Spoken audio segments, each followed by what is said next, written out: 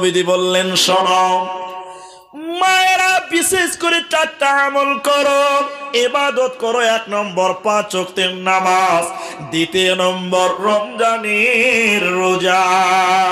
রমজানের রোজা না রাখলে কি সাজা হবে মায়েরা ভাইয়েরা, এটাও পুরুষদের জন্য প্রযোজ্য। আল্লাহর নবী স্বপ্নে দেখলেন জাহান্নাম দেখতে যাচ্ছে, জিবরাইল তাকে নিয়ে দুটি ফেরেশতা নিয়ে যাচ্ছে। হঠাৎ করে জাহান্নামে যেতে যেতে যেতে যেতে নবীজির কানে যেন কান্নার আওয়াজ ভেসে আসলো। কারা যেন কান্নাকাটি করছে, বিকুয়াট আওয়াজ করছে, আর তনাদ করছে, বাঁচাও বাঁচাও বলে আর তনাদ করে। নবীজি কান্নার আওয়াজ শুনে বললেন, জিবরাইল আমিন, তুমি বলো এরা কারা, কিসের কারণে কান্নাকাটি করেছে, তুমি বলো। জিবরাইল আমিন বলেন, ইয়া রাসূলুল্লাহ, আপনি আরো আগিয়ে চলুন, আপনাকে জানানো হবে, আপনি আরো আগান। নবীজি বললেন, আমি জাহান্নামে আরো আগিয়ে গেলাম, দেখতে পেলাম কিছু মানুষদেরকে ওদের পা গুলোকে আকাশের দিকে বেঁধে রেখেছে, পাগুলোকে আকাশের দিকে বাঁধা আছে, আর তাদের মাথা মুখমণ্ডল যেন মাটির দিকে ঝুলছে।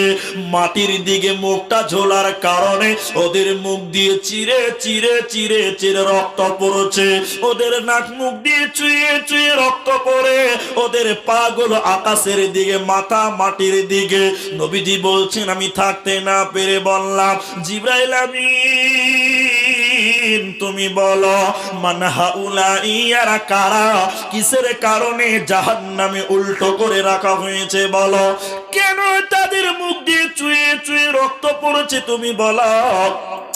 জিবরাইল আমিন বলেন, ইয়া রাসূলুল্লাহ, দয়ার নবী গো, আপনি শুনিলেন এরা কারা?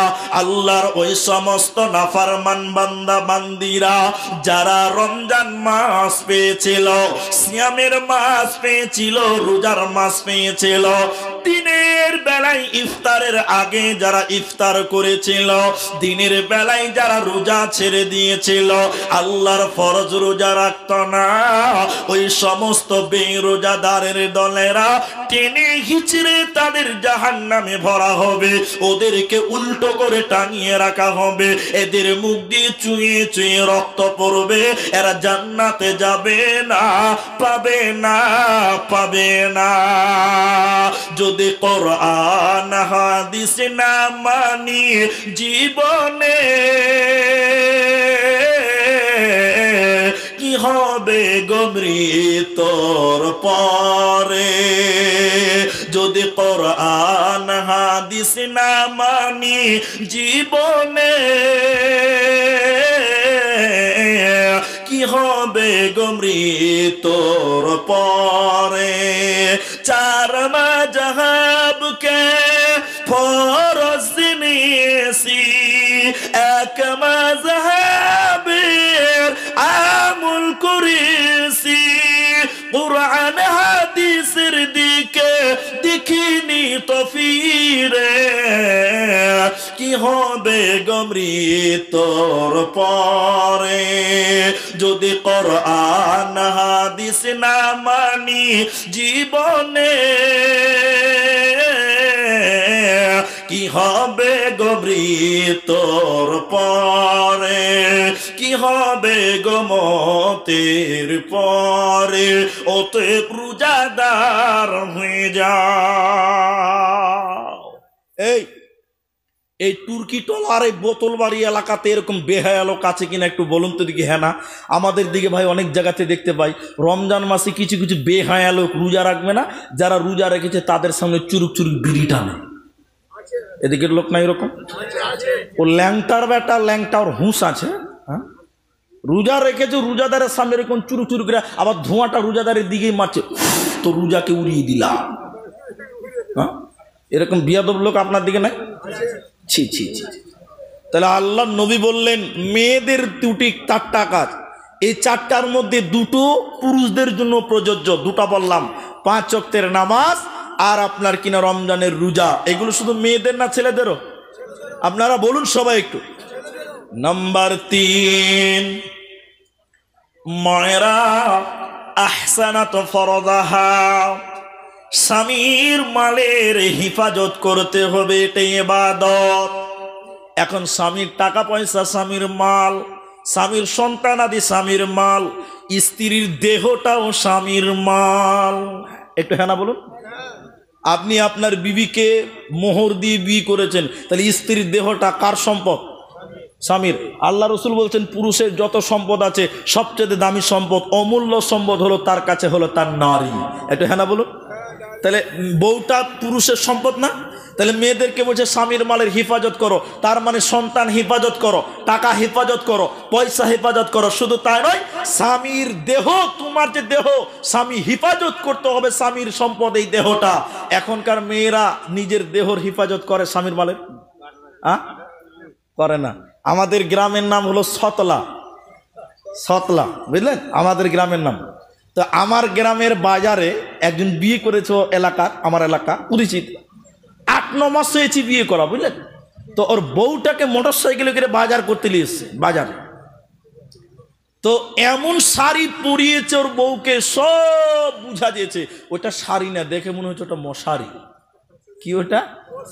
তো মেয়েটাকে নিয়ে, ওর বউটাকে নিয়ে বাজার করে বেড়াচ্ছে দোকান দোকানে, আর গোটা এলাকার পুরুষেরা চোখ পাজিয়ে পাজিয়ে দেখছে আর আনন্দ পেয়েছে আর মজা নিচ্ছে। তো আমাদের পরিচিত হয়েছে ছেলেটাকে বললাম, এই খ্যাপা মোটা হস্কু দাগা, তোর বউর যে সব দেখতে পাওয়া যাচ্ছে, গোটা দুনিয়ার লোক দেখছে, এটা চাদর টাদর কিনে গায়ে দে। তনু খ্যাপা কত মাথা মোটা, আমাকে বলছে মুলি সাহেব আমার জিনিস সারা জীবন আমি একলাই দেখবো, এলাকার লোকের হক নাই।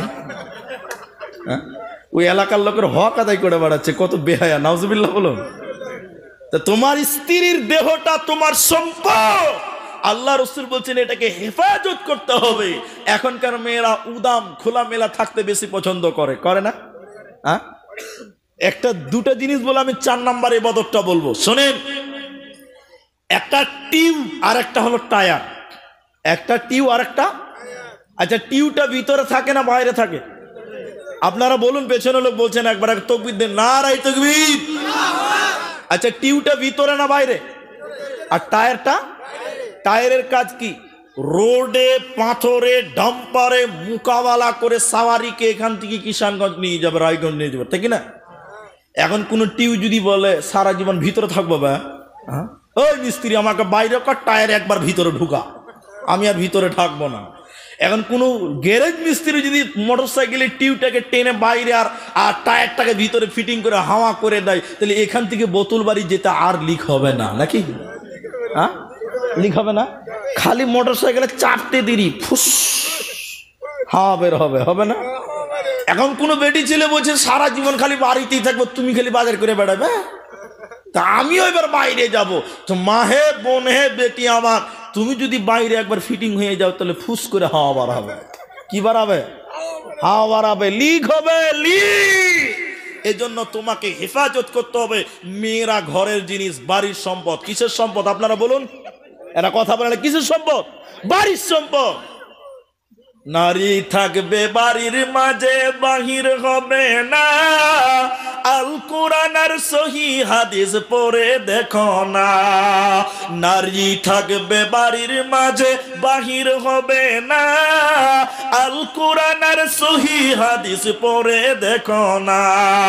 খুব জরুরি বলবে কথা, খুব জরুরি বলবে কথা, আড়াল তাকিয়া ইমান আমল সব হারাবে দেখলে বেগানাই। মা বোন, ইমান আমল সব হারাবে দেখলে বেগানাই। অতএব মারে আমার 3 নম্বর ইবাদত হলো বাড়িতে থাকো, নিজের আবরু ইজ্জতকে হেফাজত করো। এজন্য নবী বললেন আহসানাত ফরদাহা, স্বামীর মালের হিফাজত করো। আর নাম্বার 4, আতাত বালাহা, স্বামীর কথা মতো তোমাকে দুনিয়া করতে হবে। আপনারা সবাই বলবেন, কেউ লজ্জা করবেন না, নিজের বউটা স্বামীর কথা শুনে মাথা লড়াইছে, বলতে পারছে না লজ্জাতে। এখন সব বিবির গোলাম, এখন সব বউর গোলাম। হ্যাঁ কি না বলুন? এরা লজ্জাতে কথা বলছে না, খালি মাথা লড়াইছে। ওই যে বলিছে বউ কথা শুনছে না, এক খ্যাপা ঘুরিশা মাদ্রাসা এসে আমাদের শোনা কথা। ঘুরিশা মাদ্রাসা নাম শুনেছেন? বীরভূম জেলায় এত বড় মাদ্রাসা, সরকারি মাদ্রাসা, হাফেজ আইনুল বাড়ি যেখানকার ছাত্র, আমরা ওখানকার ছাত্র, ঘুরিশা আলিয়া মাদ্রাসা। ওই আলিয়া মাদ্রাসায় হেড মুলবি বসে আছে, সরকারি মাদ্রাসা, বিরাট বড় মাদ্রাসা, চারিদিকে শুধু বিল্ডিং আর বিল্ডিং, এত বড় মাদ্রাসা। তো ঘুরিশা আদারিপাড়া মাদ্রাসাতে হেড মুলবি বুখারি পড়িয়ে দাঁড়িয়েছে। এমন সময় একটা গায়ের খ্যাপা, গলায় গামছা লুঙ্গি পড়ে এসে পাঞ্চাবা দিতে পেরেছে, বলছে মুলি স্যার, এই কি হয়েছে তোর? এটা তাবি দিতে হবে। কিসের তাবি লিখবে? হেড মুলবি বলছে কিসের তাবি লিখবে? কইছে বউ কথা শুনছে না। কে কথা শুনছে না? সালা আচ্ছা তাবিজ, বউ কথা শুনছে না, তাবি লিতেছে। তো হেড মুলবি রেখে বলছে ভাট ভাট মাদ্রাসা দিকে বাড়াবা, যা 3 দিন পর আসবি। তো আমাদেরকে বলছি যে ওকে তাড়িয়ে দিয়েছি, খাপা চলে যাবে, ভুলে যাবে। আচ্ছা আপনারা বলুন, ও ভুলবে? ও ভুলবে? ও তো খালি দিন গুনবে। সালা 3 দিন পর তাবিজ বানবো, বউ নতুন বাসুর করবে, এর চেয়ে আনন্দ কি আছে? মুলবি ভুলে গেছে কিন্তু খ্যাপা ভুলে নাই। খ্যাপা ভুলবে? বউ কথা শুনবে 4টাখানি কথা। ওই 3 দিন পর মাদ্রাসায় মিটিং, বড় বড় অফিসার, সরকারি মাদ্রাসা, ওই মিটিং এর মাঝখানে হেড মুলবি বসে আছে, মিটিং আলোচনা করছে হেড মৌলানা। এমন সবাই খাপা গলায় গামছা দিয়েছে, বলছে মুলবিজি আবার তাবিজটা। সালাম মান সম্মান থাকবে না ভাই? হ্যাঁ, মুলবি এবার কইছে হবে চ তোকে তাবিজ দিব। মুলবি এবার মাদ্রাসার একটা ঘরে ভরে ওকে হুরকা লাগাইছি। তখন খাপা মনে মনে বলছে মুলবি হুরকা কেন লাগাইছে, কোন তাবিজ দিবে আমাকে? এটা লাঠি নিয়ে বলছে বল তাবিজ যাবো না, বল তাবিজ যাবি না, বল। সালা ভেড়া গাধা কোদাগার, সারা দুনিয়ার কোনো মেয়ে তার স্বামীর কথা শুনে না। আমি হেড মুলবি, আমার বউটাও আমার কথা শুনে না। আমি চালাক বলে কাউকে বলি না। সালা তুই খ্যাপা বলে তুই লোকের কাছে বলে পারে যা এতেই ছেলে হবে, বাড়া বাড়ি থেকে বাড়া বাড়া। তখন খ্যাপা বলছে আবে হেড মুলবির বউ কথা শুনে না তো আমারটা না শুনুক। হেড মুলবির বউ যদি কথা না শুনে তো আমারটা না শুনুক, এতেই চলবে। তো সারা দুনিয়ার কোনো মেয়ে তার স্বামীর কথা শুনে। আপনি ভাবছেন যে আব্দুর রহমানের বউ মনে হয় খুব শুনে না? ও আল্লাহ একই ফ্যাক্টরি থেকে আল্লাহ তৈরি করেছে। আল্লাহ মেয়েদেরকে এদিকের হাত, এদিকে দেখেন, এদিকে এদিকে পাঞ্জরের হাড় টেরা না সোজা? সবাই বলুন টেরা। তা আল্লাহ বলছেন মেয়েদেরকে টেরা হাড্ডি থেকে বানিয়েছু, সারা জীবন টেরা সোজা করতে গেবে তে ভাটাম করে ভেঙে যাবে। এদেরকে আল্লাহ কি বানিয়েছে? টেরা। আল্লাহ বলছেন এদেরকে সংসার করবে ভালো, তবে রিং টাল, খালি টাল মারবে। রিক্সা দেখেছেন আপনারা? ভ্যান দেখেননি? ভ্যান দেখবেন খালি বাঁ দিকে টাল মারবে, খালি বাঁ দিকে টাল মারবে ভ্যান। তো মেয়েরা সংসার করবে ভালো কিন্তু টেরা। আল্লাহ বলছেন মায়েরা ইবাদতটা কি শুনে নাও, স্বামীর ইতাআত করতে হবে, স্বামীর কথা মতো চলতে হবে। মেয়েরা নামাজ পড়তে রাজি, রোজা রাখতে রাজি, কিন্তু মেয়েরা স্বামীর কথা মতো চলতে রাজি নয়। এজন্য নবী বলছেন যেই নারী পাঞ্জে জ্ঞানা নামাজ পড়িবে, রমজানেরই রোজা কভু নাহি ছাড়িবে, নিজ ইজ্জতের রাখিবে খেয়াল, স্বামীর সেবা করে যাবে বাঁচবে যত কাল, তার জন্য জান্নাতের দ্বার খোলা রবে, যে দ্বার দিয়ে ইচ্ছে বন্টি জান্নাত চলে যাবে। আরো একটা ভালো কথা শুনো দিয়া মন, পুরুষের জন্য নারী অমূল্য ধন। দুনিয়াতে যত ধন পুরুষের আছে, সবচাইতে অমূল্য ধন নারী তার কাছে। কিন্তু সেই নারী তবে নেক হওয়া চাই, এহ পরকাল নাইলে হয় ছাড় খার। খালি পায়ে চলা ভালো, কষা জুতো যার, আর বিদেশেতে থাকা ভালো বদনারী যার। শুনো হে পুরুষ জাতি, কোরআনে ফরমান, তোমাদের নারী যদি হয় না ফরমান, প্রথমতে বুঝাও তারে নানা প্রকারে, তাতেও যদি না বুঝে বিছানাতে দেখো জুদা করে।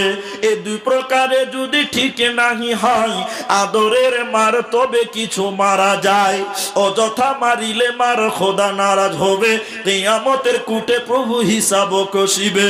ওতে ভাইরা আমার, মায়েরা আমার, 4খানা ইবাদত আল্লাহ নারীদের জন্য স্পেশাল করে নবীজি বলেছে, এগুলো হলো ইবাদত। ইবাদত আল্লাহ তাবারাক ওয়া তাআলা বলে, নারী রে পুরুষ রে, ওমা খলাকতুল জিন্না ওয়াল ইনসা ইল্লা লিয়াবুদুন, আমি মানুষ কেন বানালাম শুনিলে আমার ইবাদত করার জন্য। এখন আজকের আলোচনা এটা সবচেয়ে দামি কথা আমি মনে করি। একজন মুমিনের টোটাল জিন্দেগিটাই ইবাদত। আপনারা মনে করছেন কি একজন মুমিনের পায়ের নখ থেকে মাথার চুল পর্যন্ত টোটাল জিন্দেগিটাই নাম হলো ইবাদত? ইবাদত না? আপনারা ইবাদতটা করবেন তো ইনশাল্লাহ? ইনশাল্লাহ বলুন। একটা মুমিন ঘুমিয়ে থাকবে, ঘুমটাও ইবাদত। ঘুমটা ইবাদত না? এরা কথা বলে না। আপনাদের মনে হয় খুব বিরক্তই লাগছে। হ্যাঁ, আপনি ঘুমাবেন, এই দোয়া পরে ঘুমান। ঘুমাবার দোয়া নাই? আপনি জিকির যেগুলো সূরা রাসূলুল্লাহ পড়তেন বিছানাতে, ওই জিকিরগুলো করে আপনি ঘুমান। ডান কাতে ঘুমান, আপনি ঘুমাবেন, ফেরেশতারা আমলনামায় নেকি লিখবে। বলুন সুবহানাল্লাহ। তাহলে ইবাদত হলো না? মুমিন পায়খানা করতে যাবে, ল্যাট্রিন যাবে, পেশাবখানায় যাবে, ওইটাও ইবাদত। ইবাদত না? আপনি বলবেন আব্দুর রহমানের মাথা মনে হয় টাল হয়ে গেছে, পায়খানাও ইবাদত? বলে হ্যাঁ, পায়খানা করাটাও ইবাদত। কেন? এই বাঁ পা আগে দিবেন। পায়খানা যাওয়ার সময় কোন পা দিতে হবে? শিখুন, শিখতেছেন। বাঁ পা দোয়া বলবেন, বাঁ পা আগে দিয়ে দোয়া বলে ঢুকবেন, আবার বাড়াবেন, ওখানে পবিত্রতা অর্জন করবেন, বাড়াবেন, প্রথমে ডান পা দিবেন, তারপরে বের হবেন দোয়া পড়ে। কথা কি বোঝা যায়? তাহলে আপনি পায়খানা করতে যাবেন, পায়খানা করাটাও আল্লাহ আপনাকে নেকি দিবেন। কি দিবেন? নেকি। তাহলে এটা ইবাদত হলো না? আপনারা বলুন, ইবাদত।